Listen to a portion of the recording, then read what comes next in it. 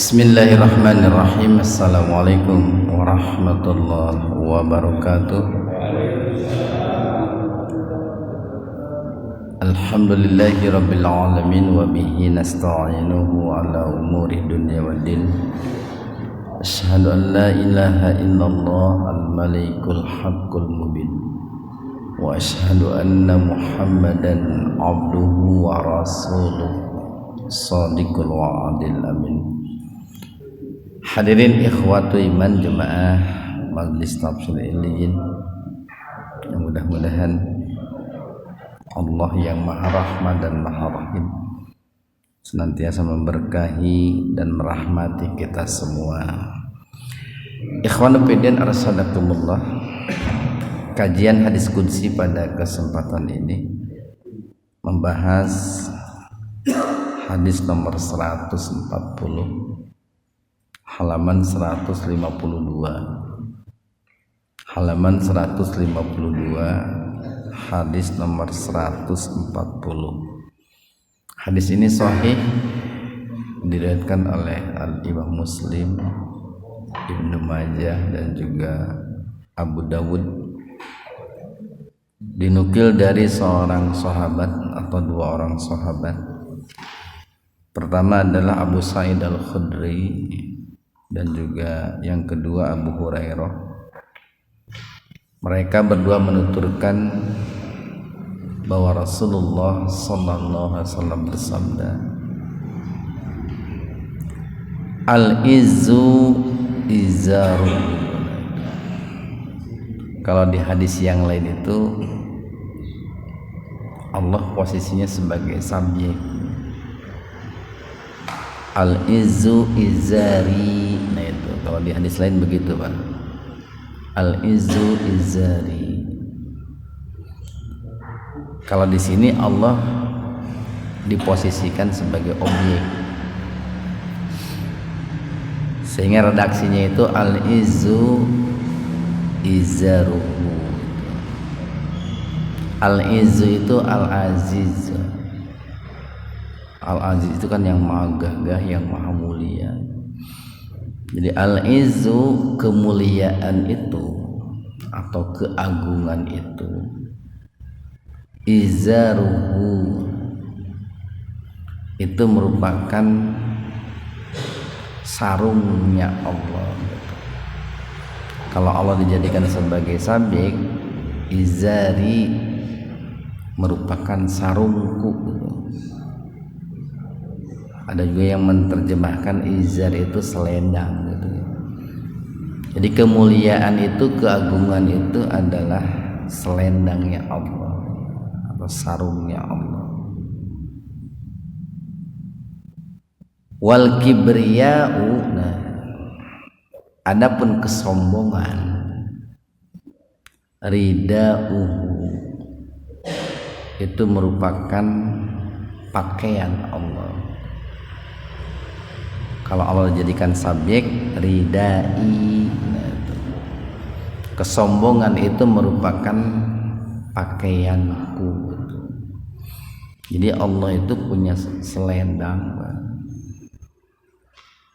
dan juga punya pakaian.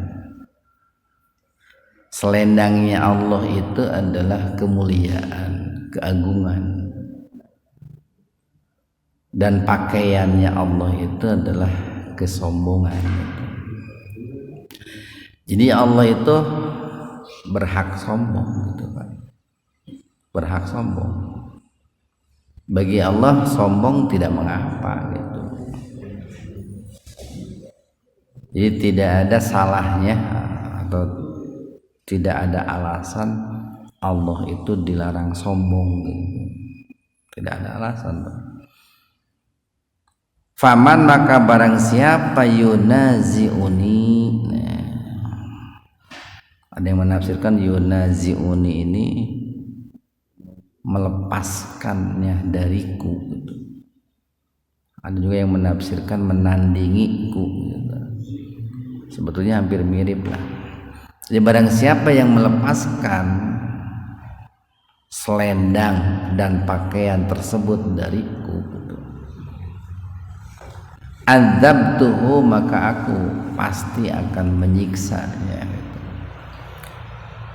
Nah, bagaimana seseorang dikatakan melepaskan selendang dari Allah Subhanahu wa taala atau melepaskan pakaian dari Allah Subhanahu wa taala?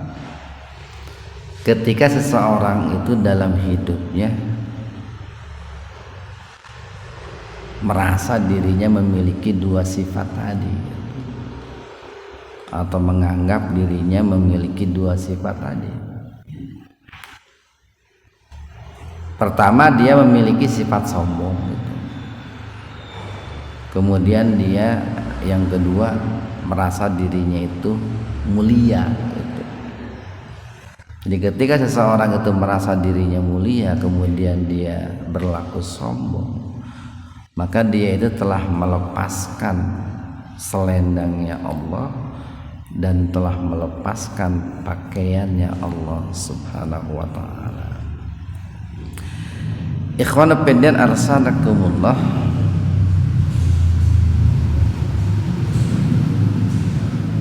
Ini kata sombong ini diambil dari 3 huruf itu, Pak.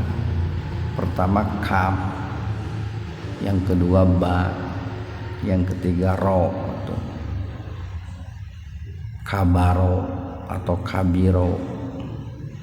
Akbar itu.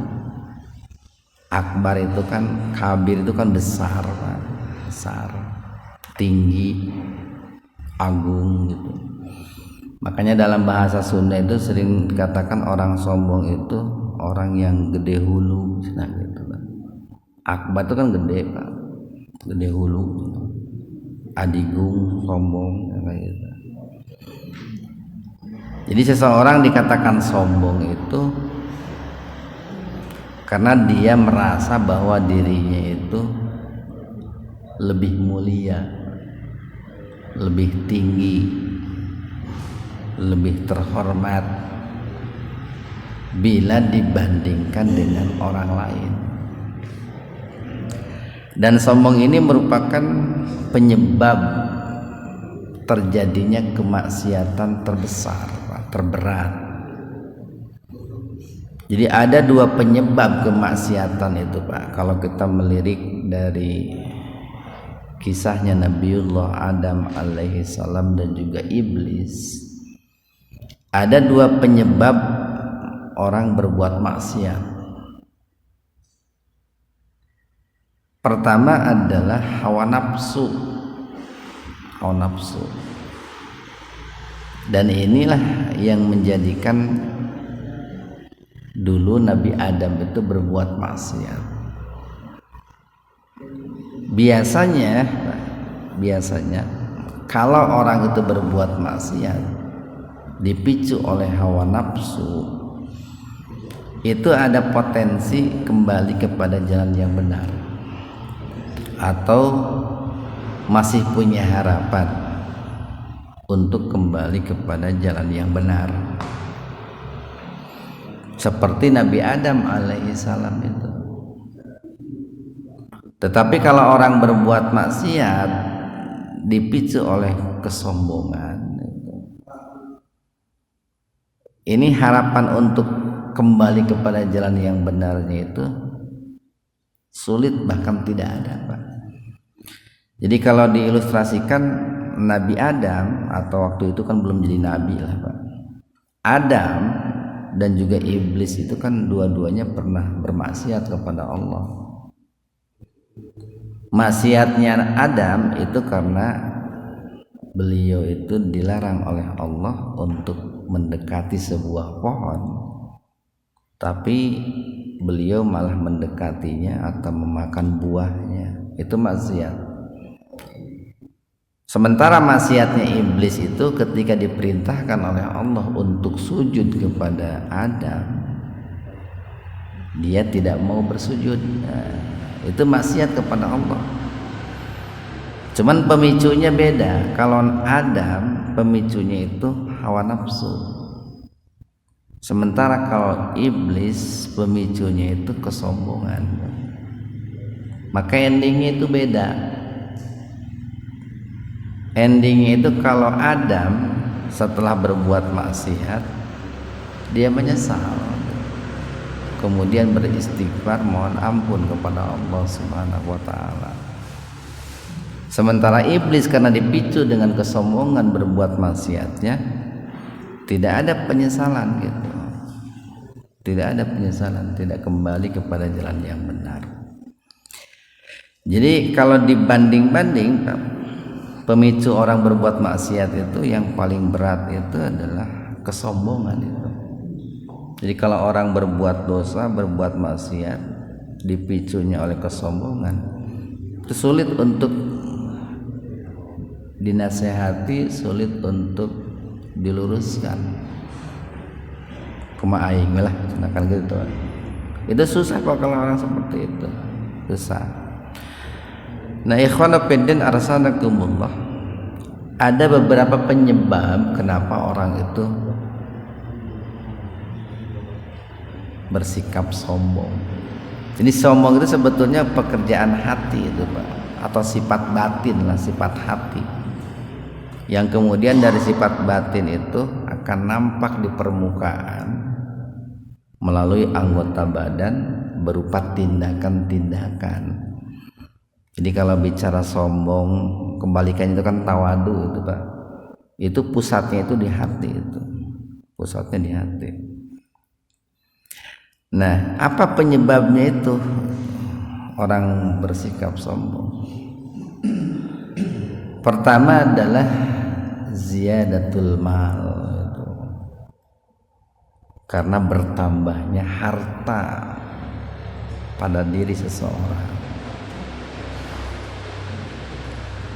Umumnya, Pak, orang miskin itu tidak sombong. Umumnya. Kenapa? Karena dia tidak punya alat, tidak punya modal untuk menyombongkan diri itu. Apa yang mau disombongkan kan dia tidak punya harta. Tetapi ketika orang miskin itu berubah menjadi orang kaya, hanya sedikit yang tetap tawadu gitu. Rata-rata itu sombong, rata-rata. Bahasa bodoh ayeuna mah naon teh? Orang kaya baru gitu. Atau orang baru kaya gitu. Orang kaya baru, sih eta mah wajar we cenah orang kaya baru gitu. Makanya pantas kalau Allah mengatakan begini, aku membenci orang kaya yang sombong gitu. Tapi aku lebih membenci orang miskin yang sombong gitu. Jadi kermah miskin sombong deh gitu. Nah ini kan dia modal tidak punya untuk menyombongkan diri, tetapi dia menyombongkan diri. Jadi ziyadatul mal, bertambah harta. Makanya ketika bertambah harta ini harus hati-hati gitu. Bila dibanding dengan berkurangnya harta. Orang berkurangnya harta, potensi untuk tawadu besar, Pak. Besar, Pak. Tapi orang dengan bertambahnya harta atau nikmat, potensi untuk sombongnya besar. Aya jelema teh keur ngora mah wah polontong bari gege. Lamun leumpang ge dadana, wah tapi ka mana? Sukuna di GBI, dadana mah di mana gitu. Bodogol bergeut. Kok Allah diberi geringnya saeutik gitu. Gering. Nah biasanya mah ketika sakit itu dia itu mulai introspeksi diri gitu. Tapi sangat jarang sekali orang yang tadinya sakit kemudian diberikan kesehatan, orang yang tadinya miskin diberikan kekayaan. Itu jarang yang introspeksi diri, jarang yang hati-hati, Pak. Rata-rata lengah gitu. Makanya pantas kalau dikatakan kebanyakan orang itu tidak lulus diuji dengan kenikmatan. Lebih banyak orang yang lulus diuji dengan musibah-musibah ketimbang dengan kenikmatan. Kemudian yang kedua, penyebab orang sombong itu adalah ziyadatul ilmi, bertambahnya ilmu. Ini potensi untuk sombong besar ini. Dulu Hamman itu, kalau yang ziyadatul harta itu diwakili tokohnya itu di zaman Nabi Musa itu Qarun itu. Lu bertambah harta. Kan tadinya si Qarun orang miskin itu. Yang kedua ada ziyadatul ilmi. Ziyadatul ilmi itu dengan bertambahnya ilmu. Ini tokohnya itu diwakili oleh Hamman dulu. Hamman. Jadi orang yang berilmu potensi untuk sombongnya itu besar. Karena dia punya modal yaitu berupa ilmu.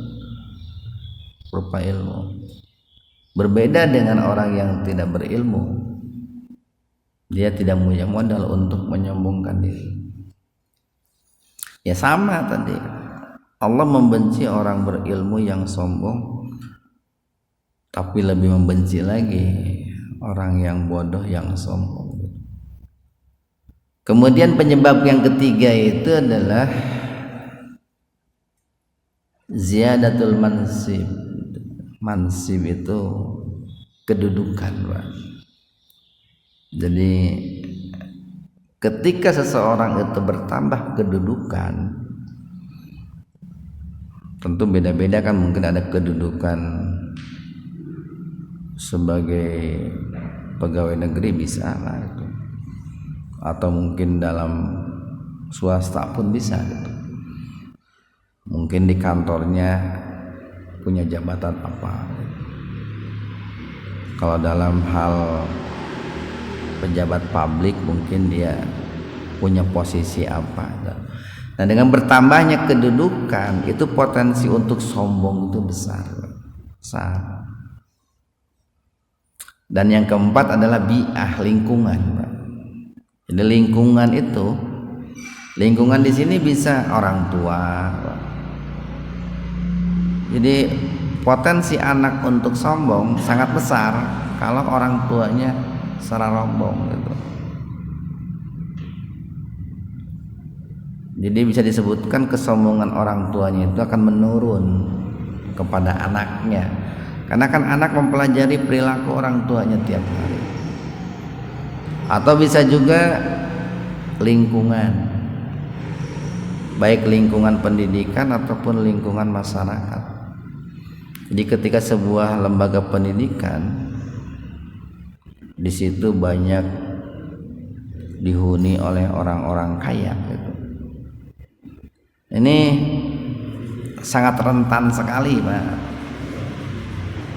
terhadap akhlak anak-anak kita itu. Kenapa? Karena biasanya gitu, walaupun tidak semuanya, biasanya katakanlah ketika sebuah kampus itu dihuni oleh mayoritas anak penguasa, pejabat, orang kaya, itu kan gaya hidupnya beda, Pak, itu beda. Nah, bisa jadi seorang anak, seorang mahasiswa yang tadinya soleh solihah itu akan terpengaruhi, atau lingkungan di sini bisa jadi dalam arti masyarakat. Makanya penting untuk menciptakan bi'ah lingkungan masyarakat yang tawadu itu penting, Pak, penting. Nah, jadi paling tidak 4 penyebab itulah kenapa seseorang itu sombong. Pertama harta, kedua ilmu, ketiga kedudukan, keempat lingkungan. Nah, nanti akan kelihatan tuh. Jadi penting untuk mengetahui ciri-ciri yang benar bagaimana seseorang itu dikatakan sombong. Karena bisa jadi kalau tanpa ilmu seseorang yang sebetulnya tidak sombong dikatakan sombong, atau seseorang yang sebetulnya sombong malah dikatakan baik gitu. Kan seringkali di masyarakat begitu. Ada orang yang sebetulnya soleh disebut sombong gitu. Ada orang yang sebetulnya sombong disebut soleh. Nah paling tidak cirinya itu ada ciri yang sifatnya vertikal gitu, ada ciri yang sifatnya horizontal. Ini kalau kita melihat nih hadis Nabi, Rasul kan bersabda begini, al kibru batarul haq wa ghamtun nas. Sombong itu pertama adalah menolak al-haq, menolak kebenaran. Dan puncak kebenaran itu adalah Al-Quran dan As-Sunnah itu, Pak. Atau sumber kebenaran itu adalah Al-Quran dan As-Sunnah, firman Allah dan sabda Rasulullah sallallahu alaihi wasallam. Itu vertikal tuh. Jadi ketika orang itu menolak Al-Quran dan As-Sunnah, maka dia itu pasti sombong, Pak. Pasti sombong. Sekalipun bager sok sodakoh gitu, sok sekalipun dermawan itu, sok sekalipun nyumbang masjid, nyumbang madrasah gitu. Kan kita suka salah begitu. Ada seorang pejabat umpamanya dengan terang benderang berkali-kali menolak al-haq, meremehkan Islam, meremehkan Al-Quran, As-Sunnah. Tapi kulantaran rajin nyumbang ke masjid disebut bager. Padahal dia sudah jelas tuh batarul haq gitu. Yang kedua, ada ciri kesombongan itu yang sifatnya horizontal. Nah, ini levelnya di bawah yang pertama, Pak. Jadi merendahkan atau meremehkan orang lain yang sebetulnya orang itu tidak patut diremehkan, atau sebetulnya tidak ada alasan untuk meremehkan orang tersebut. Apakah ada alasan untuk meremehkan orang lain atau dibenarkan? Ada, Pak. Jadi untuk yang sifatnya horizontal nih, untuk yang sifatnya horizontal itu sifatnya fleksibel, Pak. Berbeda dengan yang vertikal. Yang vertikal itu mutlak. Ketika orang itu menolak al-haq, Al-Quran dan As-Sunnah, dia pasti sombong. Tapi yang sifatnya horizontal itu fleksibel. Dalam arti fleksibel begini,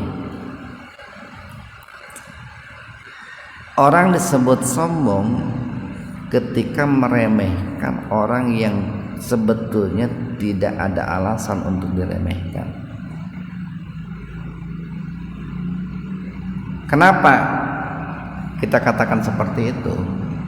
Karena ada orang yang memang punya alasan atau pantas untuk diremehkan. Siapa mereka yang pantas untuk diremehkan? Yang menolak indikator vertikal yang pertama tadi, Pak. Jadi kalau orang itu merendahkan, meremehkan Al-Quran dan As-Sunnah, maka kita pun punya alasan untuk meremehkan orang itu, untuk merendahkan orang itu. Jadi kalau nih seandainya hari ini gitu, Fir'aun teh hirup keneh gitunya, si Fir'aun kan menolak kerasulan Nabi Musa yang jelas-jelas SK-nya diberikan oleh Allah sebagai nabi, menolak Taurat. Saat itu kan yang berlaku kitab Taurat. Seandainya Fir'aun itu hirup gitu, nggak boleh dihormati, Pak. Nggak boleh disanjung gitu. Justru kita harus meremehkan Fir'aun itu. Kenapa? Karena dia sudah meremehkan Allah, sudah meremehkan utusan Allah, sudah meremehkan kitab sucinya Allah. Nah, kulantaran di kita suka salah dalam memahami sombong gitu, lamun aya Firaun KGBI hebohna minta ampun. Saminggu merentah jalan dibersihan gitu ya, dijaga eta ti mimiti keluar tol Buah Batu atau ti mimiti keluar tol Sumarekon geus dijaga eta kulantaran Firaun KGBI. Nah ini salah pemahaman di sini nih. Jadi orang yang sudah jelas-jelas selama ini sering meremehkan Islam seringkali dihormati oleh kita, dijunjung tinggi, sementara orang yang jelas-jelas membela Al-Quran, As-Sunnah, membela Islam itu seringkali dikatakan sombong. Itu yang kedua Pak. Jadi ada yang sifatnya horizontal. Nah sehingga dikarenakan tadi ciri orang sombong itu ada yang sifatnya vertikal dan horizontal, maka nanti bahayanya pun akan berkaitan dengan dua tadi. Ada bahaya yang sifatnya vertikal, ada bahaya yang sifatnya horizontal. Apa bahaya yang sifatnya vertikal? Pertama, dia akan jauh dari rahmat Allah itu Pak. Ini kalau kita melihat pokoknya dalam surat Luqman itu, Luqman ayat 18, ini ayat ini cukup populer nih. Wala tusair khaddaka linnasi wala tamshi fil ardi maroha. Dan janganlah engkau palingkan mukamu dari manusia. Dalam arti umpamanya malengos lah, bahasa orang malengos tahu tuh Pak. Jadi ketika bicara gitu dengan niat meremehkan, merendahkan, kan suka ada orang yang ketika bicara dengan orang lain itu nadanya sinis atau meremehkan gitu, atau memalingkan muka gitu. Tapi jangan dianggap orang yang ketika bicara tidak melihat itu semuanya sombong, jangan Pak. Karena terkadang ada orang itu yang karena kebiasaan ketika berbicara tidak berhadapan muka. Bisa jadi karena kebiasaan, bisa jadi karena justru ingin memberikan kesempatan kepada lawan bicara untuk leluasa gitu, berbicara. Karena kalau dilihatin mungkin bisa malu, bisa tidak berani gitu. Sehingga dia tidak berhadapan langsung atau tidak menatap dengan wajahnya. Yang penting ini, yang paling utama itu niat Pak. Jadi ketika orang itu memalingkan muka, niatnya untuk sombong, itu sudah pasti sombong. Nah kemudian Allah berfirman dalam Luqman ayat 18 itu, wala tamshi fil ardi maroha. Dan janganlah kalian berjalan di muka bumi ini dengan menyombongkan diri. Itu di penghujung ayatnya itu Allah mengatakan begini, innallaha la yuhibbu kulla mukhtalin fakhur. Sesungguhnya Allah tidak menyukai, tidak mencintai orang-orang yang menyombongkan diri. Nah, jadi jauh tuh dari rahmat Allah itu bahaya vertikal yang pertama. Yang kedua, ada bahaya yang sifatnya horizontal. Nah, bahaya yang sifatnya horizontal itu bisa bersifat individu, bisa bersifat sosial Pak. Yang sifatnya individu nih, orang yang sombong itu tidak akan bahagia itu Pak. Tidak akan bahagia. Kenapa tidak akan bahagia? Karena tidak semua orang akan menghormati dirinya. Tidak semua orang akan memuja dan memuji dirinya. Sehingga ketika dia menemukan orang yang tidak memuja, memuji, tidak menghormati dirinya, dia sakit hati. Nah, si eta cenah teu nempok aing cenah. Teu apal mun si etanya. Saya teh saha. Itu kan kalau orang sudah seperti itu akan sering sakit hati, Pak. Karena dia ingin merasa terus dirinya itu diagung-agung, dipuja-puja, dipuji-puji. Sementara mungkin yang akan memuji dirinya itu kan hanya segelintir orang saja. segelintir orang yang mungkin penjilat atau mungkin orang-orang yang menggantungkan diri kepada dirinya. Sementara orang-orang yang tidak menggantungkan diri kepada dirinya mungkin akan bersifat cuek saja gitu, menganggap dirinya biasa-biasa saja gitu. Nah, ketika menghadapi orang yang menganggap dirinya biasa-biasa saja, maka dia akan sakit hati. Itu ya bahaya yang individu. Atau bahaya yang sifatnya individu itu, orang yang sombong itu akan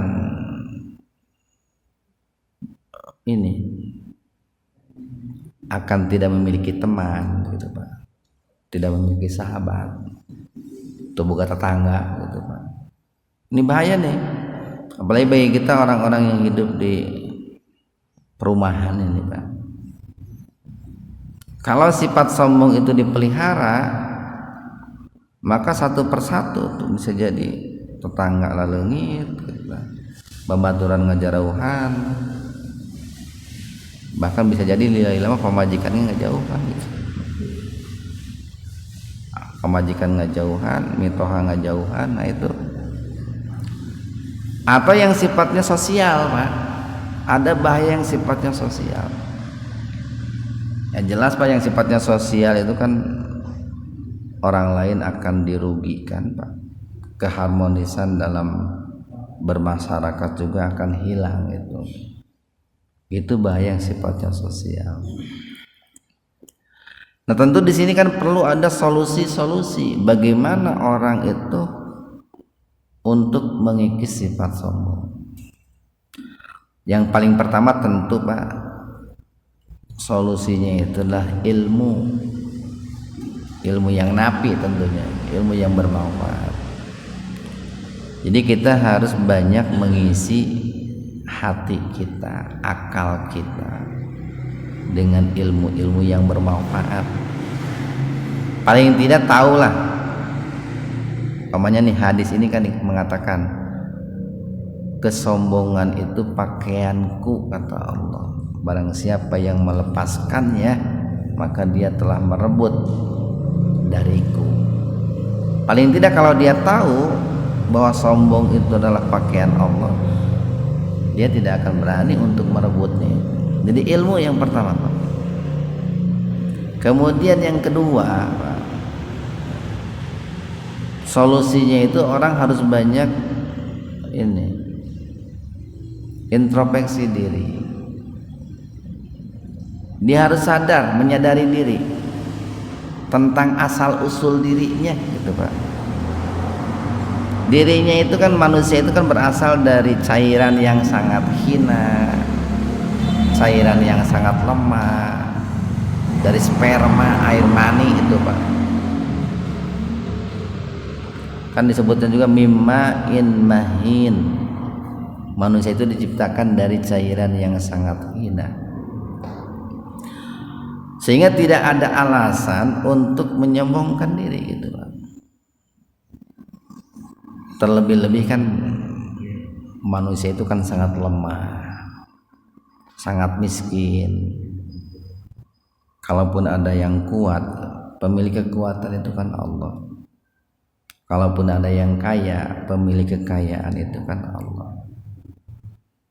Kemudian yang ketiga, harus pandai melatih atau mengembangkan sifat tawadu. Tawadu itu kalau kepada manusia rendah hati, kalau kepada Allah rendah diri dan rendah hati. Jadi kalau kepada Allah mah ya wajib rendah diri, ya wajib rendah hati. Tapi kalau kepada sesama manusia rendah hati Pak. Tidak boleh kita rendah diri kepada sesama manusia. Diperintahkannya itu rendah hati. Bahulah apa rendah diri malah mungkir zaman kerajaan bahulah gini. Islam tidak mengajarkan seperti itu. Jadi harus melatih sifat tawadu. Yang keempat, harus pandai bersyukur Pak. Jadi ketika orang itu berinfak, bersedekah, berzakat, sebetulnya itu akan mengikis potensi-potensi kesombongan yang ada dalam dirinya, Pak. Jadi dia akan bersimpati, berempati kepada orang-orang yang mungkin nasibnya belum seperti dirinya kita. Itu dengan rajin bersyukur itu, insya Allah itu sifat kesombongan itu akan terkikis. Dan yang terakhir yang bisa mengikis sifat sombong itu adalah bergaul, Pak, dengan orang-orang yang soleh gitu. Rajin bergaul di majlis ilmu, rajin bergaul di majlis zikir.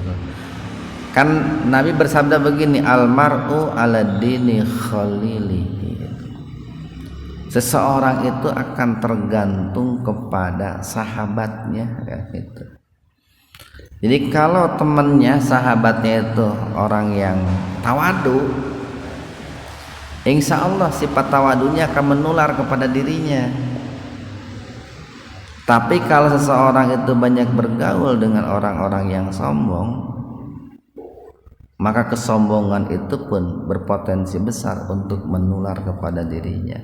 Itu kan sering diilustrasikan begini, kalau orang itu bergaul dengan tukang minyak wangi gitu ya, minimal dirinya itu akan kecipratan wanginya gitu. Tapi kalau orang bergaul dengan tukang pandai besi, minimal dia itu akan terciprati api atau asap dari pandai besi itu. Nah, mudah-mudahan dengan adanya kajian hadis Qudsi 140 ini, kita menjadi orang-orang yang tawadu ya, yang rendah hati di hadapan manusia dan rendah diri di hadapan Allah Subhanahu wa taala. Sekalipun barangkali gitu ya, kita diberikan kenikmatan oleh Allah, baik berupa harta, berupa ilmu, berupa kedudukan, itu tidak menjadikan kita lupa diri. Alhamdulillahirabbil alamin. Subhanakallahumma bihamdika asyhadu an la ilaha illa anta astaghfiruka wa atubu ilaik. Assalamualaikum warahmatullahi wabarakatuh.